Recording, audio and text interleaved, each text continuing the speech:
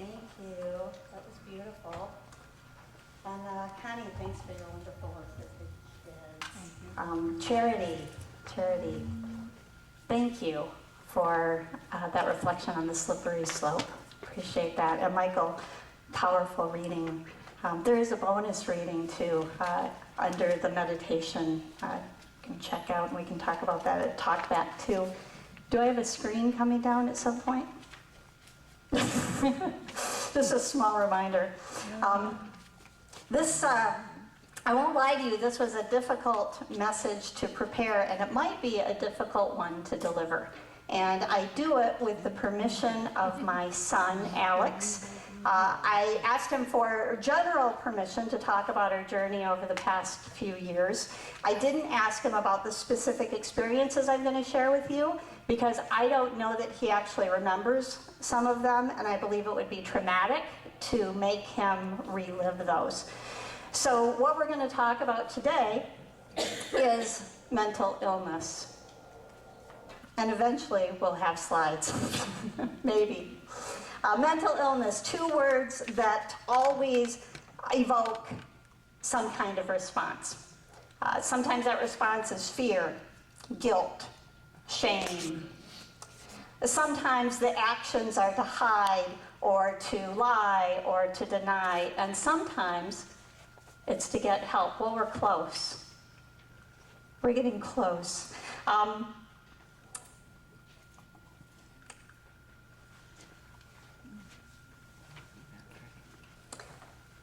Last August, I was walking with Alex. Here we go, thank you, Chase. So last year I was walking with Alex on Harbor Island, and as we walked and talked, there'd been some incidences, and I was a little bit concerned, so I wanted to have time just to be with him. And at one point, he stopped, and he said, "Mom, do this." And I said, "Okay," and I did that. And he said, "Did you see that?" And I said, "What?" He said, "Well, do it again." So I did it again. "Did you see it?" So I looked around and I said, "Oh, the squirrel?" He said, "No, the canary." And I said, "The canary?" And he said, "Yeah, you saw it. You saw the canary. You know, the canary is your spirit animal. And the cardinal's my spirit animal. And they've been following us all this time." And then he started telling me about a place he called Magic City, a place where people could effortlessly share their thoughts with each other. And I was really conflicted, because part of me was really kind of intrigued by the things he had to say that really sounded pretty spiritually profound, about the ways in which we're all connected to each other, about the powerful symbolism in nature and animals and birds. But the other part of me knew that I hadn't seen a canary, and there was no cardinal. And I really couldn't understand what he was explaining to me. Nor would I know how much worse things would get before they get better. When we finally admitted him to the psychiatric intensive care unit at Holland Hospital, he had these words. He said, "I feel like I'm having an argument with my brain. I think something's wrong with my creativity center." And he said, "Mom, would you write down a thought for me? I feel like it's been a long time since I've had a thought." Discussions about mental illness are fraught with misunderstanding and stigma. Attitudes toward mental illness really haven't changed much over the centuries. First, we thought it was a sign of demonic possession. Hippocrates changed things up in 400 BC when he actually started treating mental patients not by giving them religious remedies, but by actually changing their environment and giving them medicine. But by the Middle Ages, we had returned to the idea of mental illness as proof of demonic possession, or at the very least, immoral behavior. Those negative attitudes about mental illness continued in the United States until the mid-18th century, leading to the stigmatization of mental illness and the inhumane confinement and treatment of the mentally ill. Then in the 1840s, activist Dorothea Dix lobbied for better living conditions for the mentally ill after she saw firsthand the dangerous and unhealthy situations that people were living in. Over a 40-year period, Dix was successful in getting the US government to build 32 psychiatric hospitals. The result was an outpouring of gratitude. Families and communities who had tried to care for their loved ones were so thankful that their loved ones were now in a place where they were safe and able to get professional services. But while institutionalized care did put patients closer to direct physical care, these state hospitals were very often underfunded and understaffed. Soon the system began to receive justifiably harsh criticism for the poor living conditions and for its abuses and violations of human rights. By the mid-1950s, antipsychotic drugs became available, and the push for deinstitutionalization began in earnest. The idea was to move patients into community-centered care based on the belief that they would do better in small, local communities rather than in large, isolated hospitals. In 1963, President John F. Kennedy signed the Community Mental Health Act. It changed admission criteria so that you had to show an imminent danger to yourself or to others in order to be involuntarily committed to a psychiatric hospital. And it was supposed to provide federal funding for the construction of community-based preventative care and treatment programs. Unfortunately, between the Vietnam War and the economic crisis, the program was never adequately funded. Medicaid was passed in 1965, but it explicitly excluded payments for patients who were hospitalized for mental disease in psychiatric hospitals. So the states had a real incentive to get people out of these psychiatric hospitals and into general population hospitals and nursing homes. By the year 1977, there were 650 community healthcare facilities serving 1.9 million mentally ill patients a year. NAMI, the National Alliance for the Mentally Ill, was founded in 1979 to provide support, education, advocacy, and research for people with serious psychiatric illnesses. And in 1980, President Jimmy Carter signed the Mental Health Systems Act, which was supposed to lead to the restructuring of community health care centers and improve services for people with chronic mental illnesses. But in 1981, under President Ronald Reagan, the Omnibus Budget Reconciliation Act repealed Carter's legislation.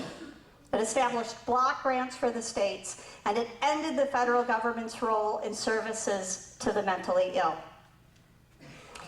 This was the final step in deinstitutionalization.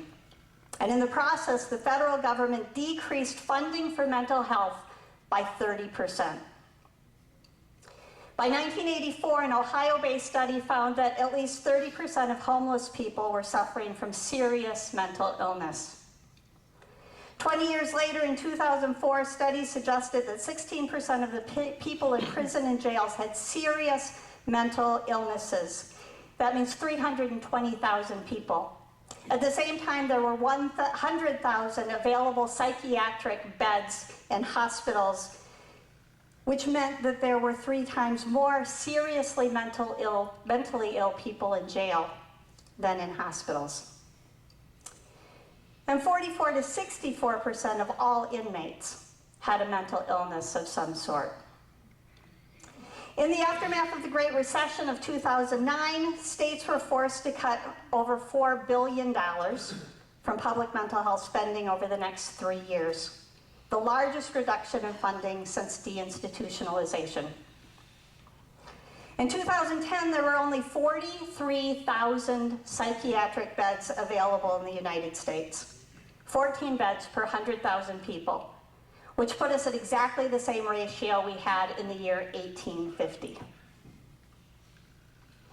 In place of institutional care, there's supposed to be a network of community-based mental health care that includes community mental health centers, residential homes, and community-based treatment centers.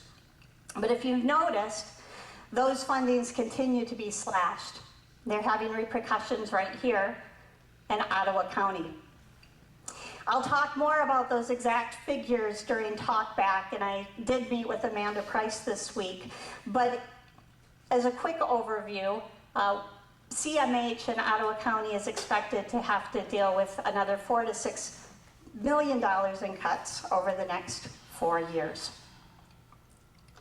So where do you get help? I want to mention this in case anybody is looking for help and has been turned away from CMH. CMH is currently turning away people. They don't have the funds. They are seeing severely mentally ill people, but if you fall in the gap, they won't see you. TCM will. TCM is the Tri-Cities Ministries. Their name has formally changed to TCM, recognizing that the word ministry was a barrier for people seeking help who thought they were just a Christian-based organization. So TCM will see you, and they do have a number of small support groups. There's also a bipolar support group at St. Pat's. CMH does continue, as I said, to see severely mentally ill people. They do have some services in Grand Haven, such as the therapist and the doctor. But any other services, you have to leave Grand Haven in order to obtain. If you want to get service for daycare, for the family education, clubhouse, residential treatment, all of that you have to go to Holland for. We have none of those services here in Grand Haven. There's an infographic in your bulletin with current statistics today. You can bring that home with you, so I don't want you to be looking down and reading that right now, but I do want to share a few numbers with you that Laura Holmes reported in the Huffington Post last December. The first number is 61,500,000. That's the approximate number of Americans who experience a mental health disorder in a given year. That's 1 in 4 Americans that have some kind of mental illness, and mental illness doesn't discriminate. It strikes people of every race, every gender, every socioeconomic class. Even today, there are people who believe you can overcome mental illness through willpower.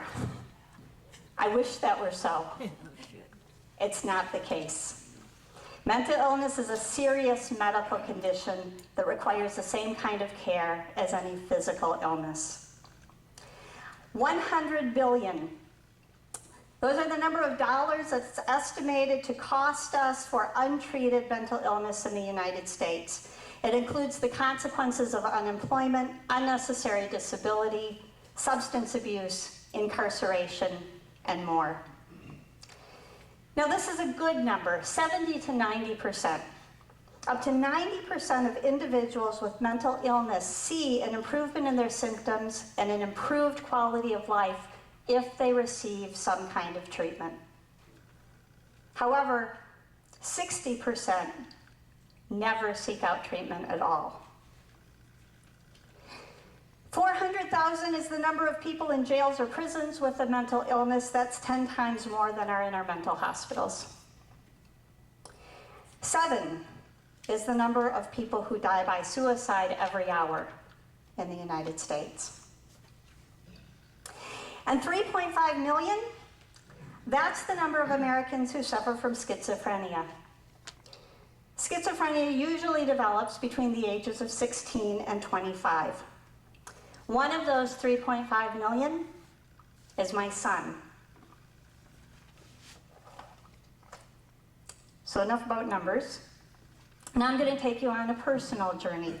I'd like to take you into the mind of a person with schizophrenia. I'd really like to do that, but I can't. I can't really tell you what it's like to be my son, but I can share with you a few of the stories that we have experienced together over the past couple of years. Alex is 20 years old now. About 3 years ago, he was 16, just before his 17th birthday. He was a junior in high school. And the school called me and told me I needed to come pick up my son because he was obviously on some kind of drugs. So I went to pick him up. He'd been staying at his dad's. I brought him home. I kept with me that night, so I knew he hadn't taken anything. He seemed okay in the morning, so I brought him back to school. But within a couple of hours, they called me again. And they told me I needed to come get him, that he was clearly on something. He wasn't responding to people as they tried to interact with him. So on my way to the school, I started really hoping he was on drugs. Because if he wasn't, that could only mean something much worse. So I got him, and we went to Hackley's ER, and they did a drug test, and there was nothing in his system. And then we transported him by ambulance to Forest View. It was terrifying for him. We were able to get some relief from his symptoms, discharged him too soon, tried to manage things, and then he was doing better. He actually got a job, and then in his senior year, he was taking a class at the tech center when he had his second break. They called me to tell me he couldn't find his locker, he couldn't find the goggles on top of his head. It was as if he'd never been in the class before. So I picked him up, and this time we tried to manage it through outpatient because of how traumatic his first hospitalization had been. But by the time August came, we were having the conversation that I shared with you at the beginning. And it was clear that he needed more assistance than we'd been giving him. I'm really, really grateful that at that point in time, CMH's funding had not been cut yet. Because we went through 5 months of very intense, in and out of the hospital, of residential treatment, back home, back in, and they were able to approve all of those admissions. If they hadn't, it's very scary to think how he would be doing right now. Now, despite what you might have heard from the news and the media, schizophrenia is not a violent disease. In fact, violence is not even a symptom of schizophrenia. So one of my big soapbox issues are the number of media people that immediately go to that. When Alex is symptomatic, he mostly stares. He makes gestures and facial expressions. He communicates with someone that's not there. And it takes me a while to get his attention. When he's symptomatic, I have to remind myself that he's not just being a rude teenager. He's not being deliberately obstinate and difficult. I have to give him space to be able to take the time to connect with me again. So at those times, my most important role is not to tell him that what he's experiencing isn't real. It is real. My most important job at those times is to keep him safe. So here's a story that I think really encapsulates the safety issue. I took a lot of walks during that time. He paced a lot, so I would get us out walking, and we walked miles and miles and miles. But one night, uncharacteristically, he took this big blue bulldog that he'd won at a carnival at some point, tucked it under his arm, and took off out of the house. So I followed him. And when I got up to him, he told me uncharacteristically again that I needed to go home, that he needed to be alone. He didn't want me to walk with him. You just don't let a 19-year-old kid walk with a blue bulldog down the middle of Grand Haven, right? So I followed him, but I followed him at a respectable distance. And when he got to the Eagles, he sat down on the bench at Fulton and 2nd Street, and I thought that might be a safe time to approach him. But as soon as he saw me, he again insisted that I needed to leave him alone, and he needed to be by himself now. So this time I stayed at a bit further distance so that I wouldn't lose him, but that he really wouldn't see me. And I watched him walk to the deck next to Snug Harbor, and then he sat down on a bench, and he put the dog in front of him, and he lit a cigarette.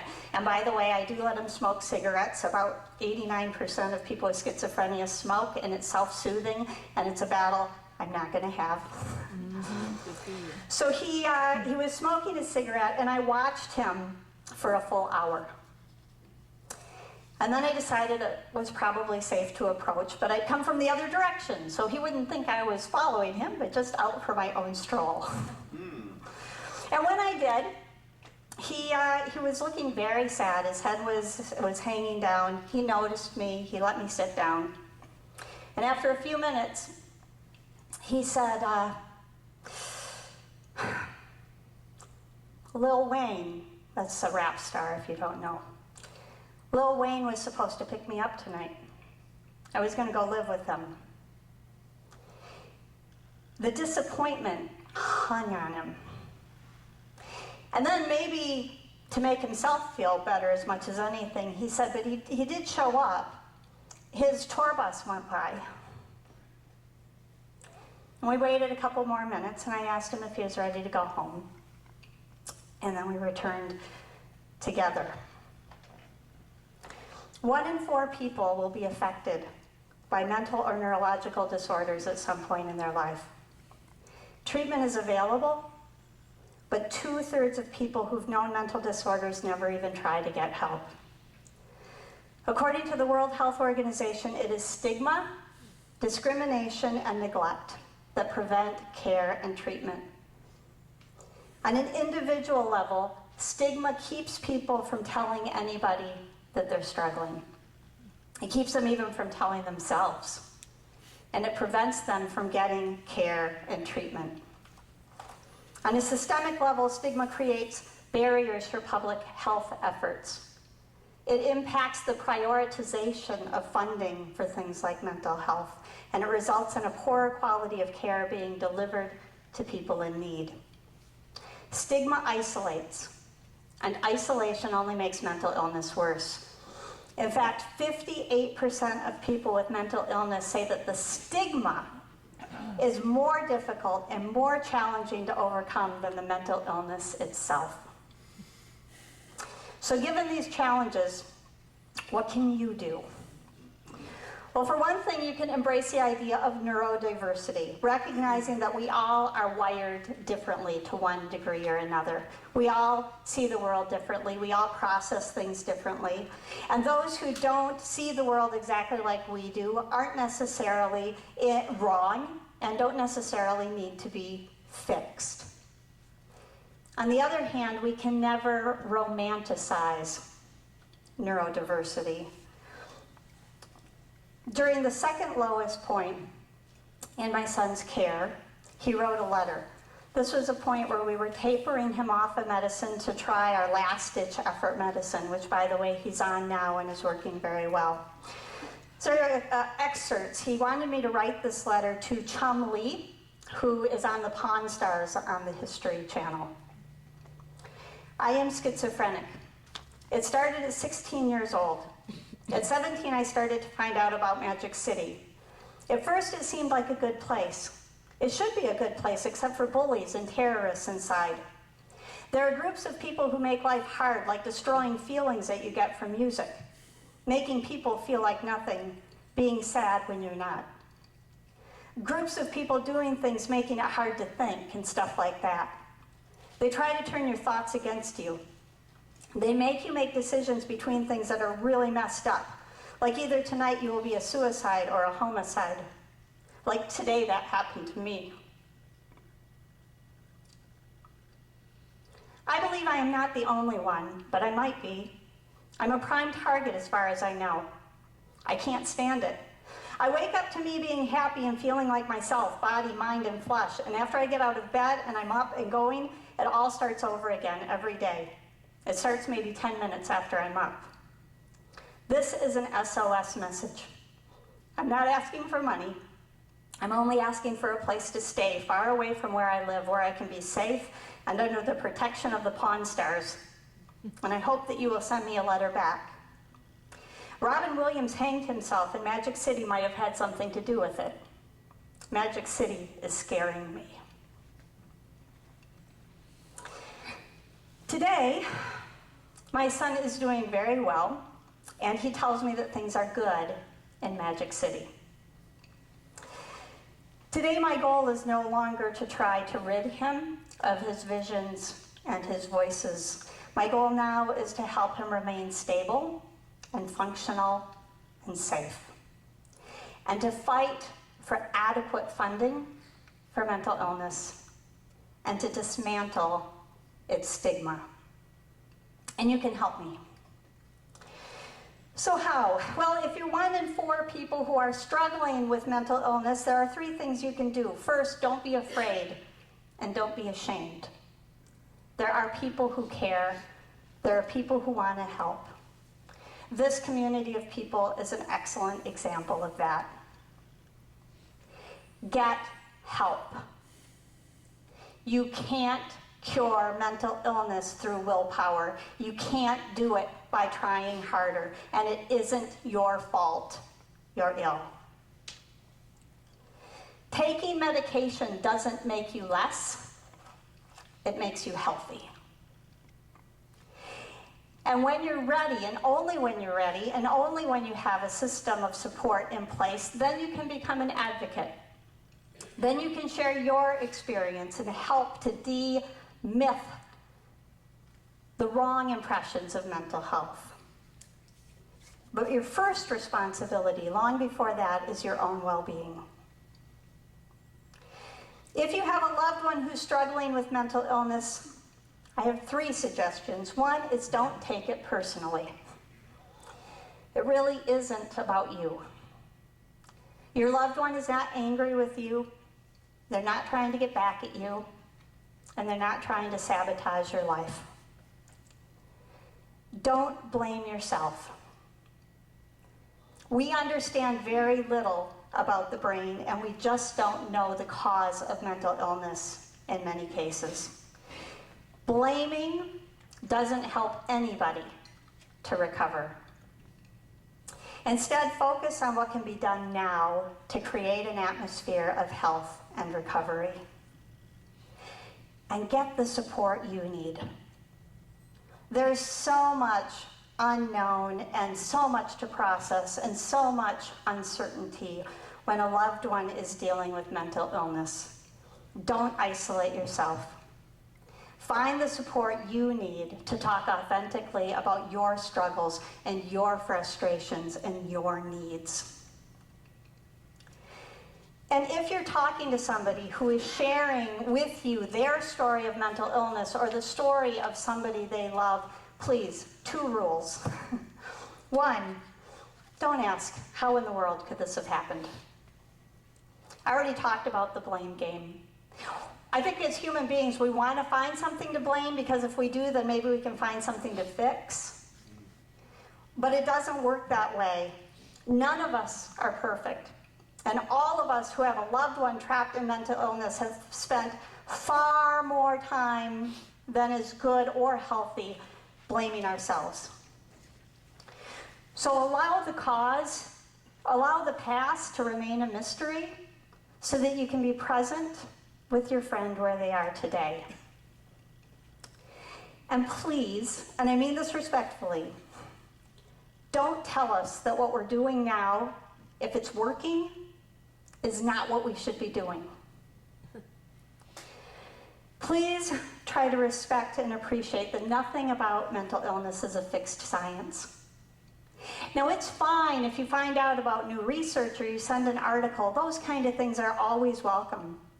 But please know that we've tried everything. And we're not going to change things on a whim just because you tell us there's a better way. I'll give you an example. I met a young woman 2 weeks ago who believes that it is electromagnetic frequency that causes mental illness. And she thinks that it's a problem that my son is on medication. Now, she may or may not be right about electricity.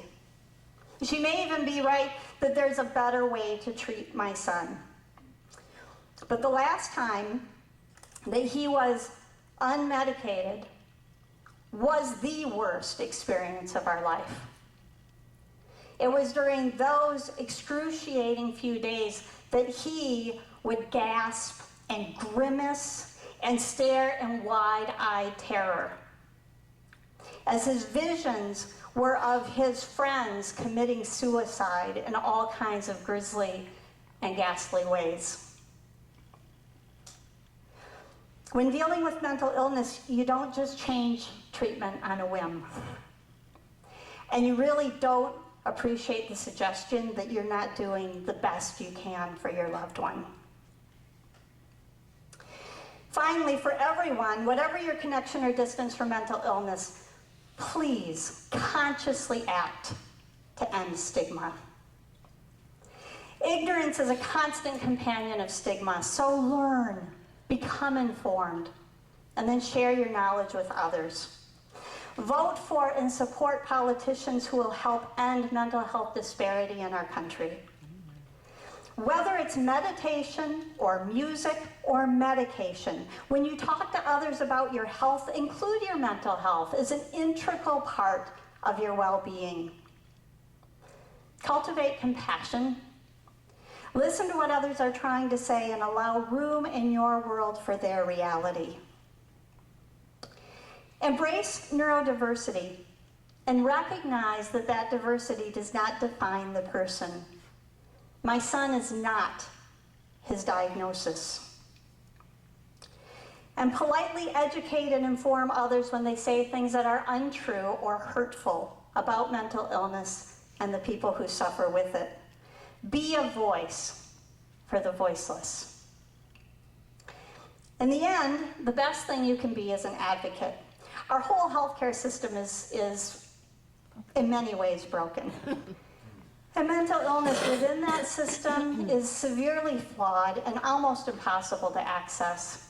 I had insider information. I'd worked in the system, so I knew people, and I still had an incredibly difficult time navigating the system. There is no way my son on his own could have gotten any of the help he needs.